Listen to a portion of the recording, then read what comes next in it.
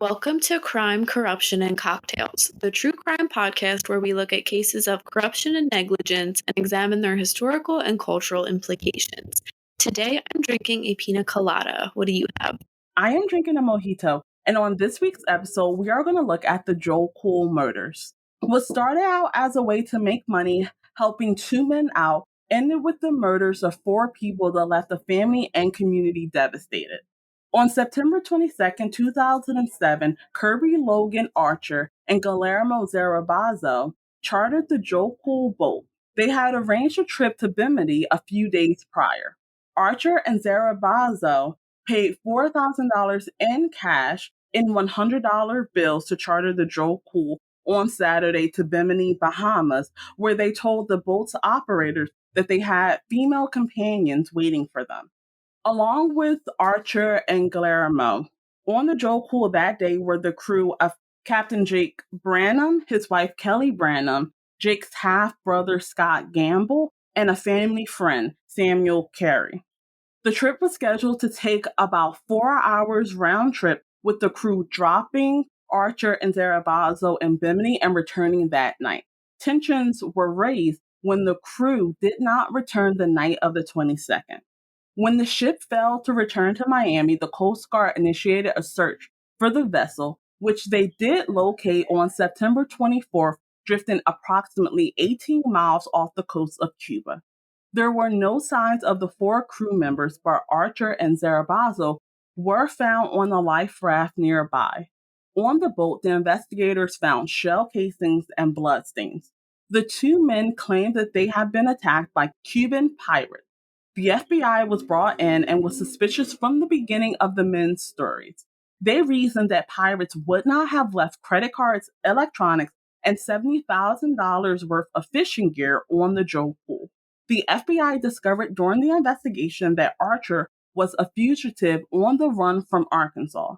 Archer had been a customer service manager at Walmart, but was facing a charge of stealing $97,000 from his former employer. Archer was also facing allegations of sexual abuse against young boys, including his own children. Zarabozo's part of the plan has remained murky.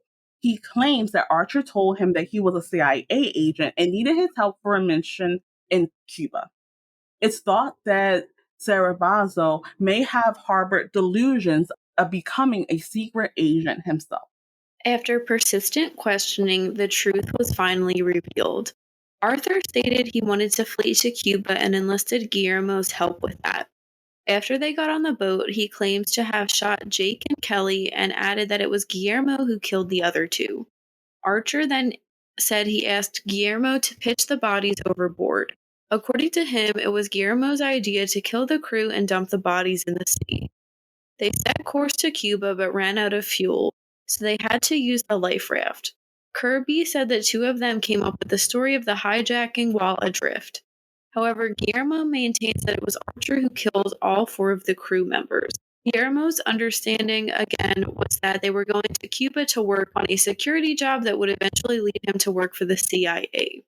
Investigators concluded that Zarabozo owned the firearm used in the murders. Authorities also found shell casings on the boat that were a match to the type of gun that Guillermo used as part of his job as a security guard. The casings matched ammunition that was bought by Guillermo earlier in 2007. In July 2008, Kirby Archer pleaded guilty to first-degree murder, kidnapping, robbery, and hijacking the boat. As part of the agreement, the death penalty was taken off the table. Archer was handed down 5 consecutive life sentences. Zarabozo was tried on the same charges of murder, robbery, kidnapping, hijacking, and weapons charges and was initially found guilty of firearms violations. However, the jury deadlocked on the piracy and murder counts, with some jury members believing Zarabozo's claims that the hijacking and murders had been planned and initiated by Archer without Zarabozo's knowledge. At his retrial, Zarabozo was found guilty on 4 murder charges, and he was also given 5 life sentences. He was spared the death penalty due to his age and lack of prior criminal offenses. As of August 2022, the bodies of the 4 crew members have never been found. Jenny, what are your thoughts on the Joe Cool murders? I had never heard of this case before, and four people were murdered for no reason, it seems like. Kirby Archer's motive is very confusing, and I think Guillermo Zarabozo got taken advantage of to an extent. I do still think he's guilty. Their plan to escape to Cuba, just how like stupid can you be? And then the fact that they ran out of fuel, it was clearly, I mean, it wasn't a good plan to begin with, but it wasn't even planned well. And knowing that Jake Branam, Kelley, Scott Gamble, and Samuel Kairy, their bodies have never been found is really sad to hear. And I can't imagine what their families must feel and what they're going through. What about you, Del? Yeah, so I heard about this case a while back on a television show that I love to watch called Fatal Encounter. And yeah, it was just one of those cases where it stuck with me because of the lack of motive. The fact that they were like, we're going to kill four people to steal a boat. They clearly had money. It was alleged that Archer, stole the money and that he had been involved in the local Miami drug trade. So clearly money was not an issue for him. So why not just rent a boat? Like, I don't understand why you had to go to murder. And a part of me wants to believe Guillermo that he didn't know about the plans to murder and that he was just not an innocent bystander, but a bystander nevertheless with the murders. But it was his gun. And there is some evidence that two people, Jack and Kelley, were killed on the top of the boat, and that Scott and Samuel were killed in the cabin. So that would make it harder for it to have been one person killing all four people in two separate locations without the people in the other location becoming aware and being able to call for help or do anything to avoid the attack. So I just don't believe Guillermo. I think that he was trying to reduce his culpability in it. But I do believe that, like you say, he was taken advantage of and that he truly believed that this was a CIA operation that was taking place and that they just really needed him for it. They didn't release any information related to like his mental health status, but I would be interested in knowing if he was diagnosed with anything while in prison, because that might shine some more light on why he was so gullible and why he seemingly truly believed the stories that Kirby Archer was telling him. One of the interesting aspects of this case was the claim by Archer and Zarabozo that they were victim of pirates. Pirates hold a mythical space in most people's minds, and it makes it easy for people to claim that they were victims of pirates, even when that is not the case. So let's dive into what piracy is and some famous examples of cases involving pirates. Piracy is an act of robbery or criminal violence by ship or boat-borne attackers upon another ship or coastal area, typically with the goal of stealing cargo and other valuable goods. Those who conduct acts of piracy are called pirates, while the dedicated ships that pirates use are called pirate ships. The earliest documented instances of piracy were in the 14th century BC when the Sea Peoples, a group of ocean raiders, attacks the ship of Aegean and Mediterranean civilizations. I think it's Aegean. Piracy or pirating is the name of a specific crime under customary international law and also the name of a number of crimes under the municipal law of a number of states. In the early 21st century, seaborne piracy against transport vessels remain a significant issue with estimated worldwide losses of 16 billion US dollars per year. Currently, pirates armed with automatic weapons such as assault rifles and machine guns, grenades, and rocket-propelled grenades use small motorboats to attack and board ships, a tactic that takes advantage of the small number of crew members on modern cargo vessels and transport ships. They also use larger vessels, known as quote-unquote motherships, to supply the smaller motorboats. Some nations have used their naval forces to protect private ships from pirate attacks and to pursue pirates, and some private vessels use armed security guards, high-pressure water cannons, or sound cannons to repel boarders and use radar to avoid potential threats. Even though pirates raided many ships, few, if any, buried their treasure. Often, the quote-unquote treasure was stolen food, water, alcohol, weapons, or clothing. Other things they stole were household items like bits of soap, and gear like ropes and anchors, or sometimes they would keep the ships they captured, either to sell off or keep because it was better than their ship. Such items were likely to be needed immediately, rather than saved for future trade. For this reason, there was no need for the pirates to bury these goods. Pirates tended to kill few people aboard the ships they captured.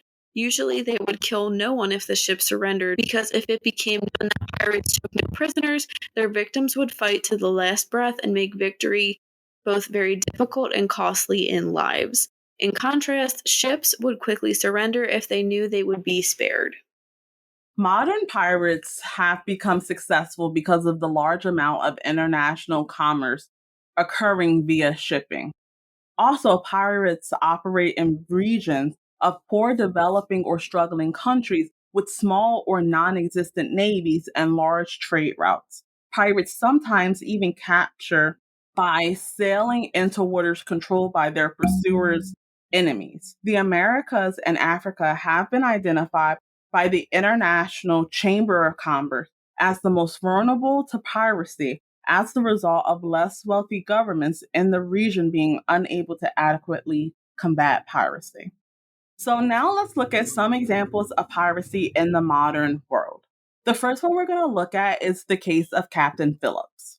On the 8th of April 2009, four pirates based on FV Windfar 161 attacked the ship. All four of the pirates were between 15 and 18 years old, according to the Secretary of Defense, Robert Gates. When the pirate alarm sounded, Chief Engineer Mike Perry brought 14 members of the crew into a secure room that the engineers had been fortifying for such a purpose. As the pirates approached, the remaining crew fired flares. In addition, Perry and First Assistant Engineer Matt Fisher swung the ship's rudder. Nevertheless, the ship was boarded. Perry had initially taken main engine control away from the bridge, and Fisher had taken control of the steering gear. Perry then shut down all ship systems, and the entire vessel, quote-unquote, went black.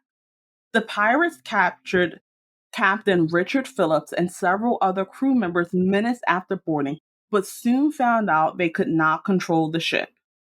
Perry remained outside the secure room, lying in knife in hand, for a visit from the pirates who were trying to locate the missing crew members in order to gain control of the ship and presumably sail it to Somalia. Perry tackled the ringleader of the pirates, Abdwali Muse, and took him prisoner after a cat-and-mouse chase in a darkened engine room. Muse cut his hand trying to keep Perry's knife away from his neck. Muse was then tied up, and his wounds were treated by second mate Ken Quinn. Later, after suffering in the overheated, secure room for hours, the crew attempted to exchange the pirate whom they had captured for the captain, but the exchange went awry, and the pirates refused to honor the agreement after the crew released their captive. Phillips escorted the pirates to a lifeboat to show them how to operate it, but then the pirates fled in the lifeboat with Phillips as a hostage. On April 8th, the United States Navy guided missile destroyer USS Bainbridge and the guided missile ship USS Halliburton were dispatched to the Gulf of Aden in response to the hostage situation. On April 10th, Phillips attempted to escape from the lifeboat but was recaptured after the captors fired shots. The pirates then threw a phone and a two-way radio dropped to them by the U.S. Navy into the ocean, fearing the Americans were somehow using the equipment to give instructions to the captain. On Sunday, April 12th, the United States Navy SEAL snipers of Red Squadron Naval Special Warfare Development Group armed with semi-automatic rifles engaged and killed the three pirates on the lifeboat. Captain Phillips was rescued uninjured. Muse, the surviving pirate, was held in USS Boxer's afloat brig and was eventually flown to the United States to stand trial. Prosecutors brought charges in a federal courtroom in New York City that included piracy, conspiracy to seize a ship by force, and conspiracy to commit hostage taking.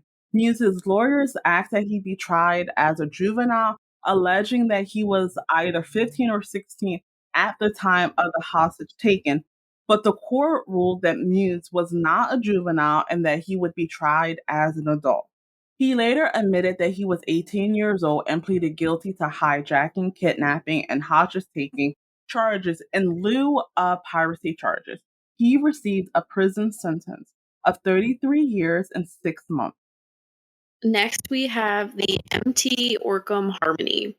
On June 11th, 2015, 8 Indonesian pirates hijacked the MT Orkan Harmony, a Malaysian tanker in the South China Sea.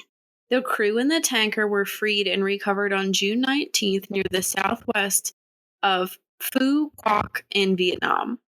Before the hijacking of MT Orcam Harmony, another oil tanker named MT Orcam Victory was hijacked by 8 Indonesian pirates armed with 2 handguns and a parang on June 4th in the South China Sea. The hijackers took the tanker to around 12.2 nautical miles off our island, where they pumped the oil into another tanker before releasing the Orcam Victory. The pirates damaged all communication equipment and robbed the crew members of their personal belongings. All the pirates managed to escape unhurt. Communication with MT Orcam Harmony was lost on June 11th at 8:54 p.m. During the hijack, a crew of 22 was on board the tanker, including 16 Malaysians, 5 Indonesians, and 1 Myanmar national. The tanker was loaded with 6,000 metric tons of petrol worth around 20 million ringgit, $5.6 million US dollars. All the 8 hijackers were armed with pistols and parangs. On June 12th, the Malaysian Maritime Enforcement Agency, the MMEA, started to search for the tanker in the South China Sea in an area of 50,000 square kilometers after it lost contact for 10 hours. Malaysian authorities believed the tanker could have been hijacked and taken to nearby Indonesian islands of Natuna and Nambas. The pirates on board the tanker instructed them to retreat for about 5 nautical miles from the tanker and threatened to kill the crew's families if the tanker's captain leaked the pirates' plan to leave the tanker to the Malaysian authorities. The pirates also were, quote-unquote, practically begging the Malaysian authorities to let them go and continue their, quote-unquote, journey until they reached Natuna Island. After some negotiations, all the pirates managed to escape on the Orcam's rescue lifeboat. The RMN and the MMEA successfully secured the tanker at 12:50 a.m., with all members of the crew in safe condition except for one person who was injured in his thigh after being shot by the pirates. Several hours later, 8 Indonesians who were suspected as the pirates were seen on Thao Chu Island as they were approached by the Vietnam border guard. The 8 were confirmed to be the hijackers after being identified by the injured crew, who were shown photographs of the men as well as the pirates' confession during interrogation by Vietnamese authorities, while they were shown images and information provided by Malaysian authorities. On the 12th of September 2016, after almost a year after the incident, the Vietnamese High Court finally approved the Malaysian request for extradition, while rejecting a similar request from the Indonesian government.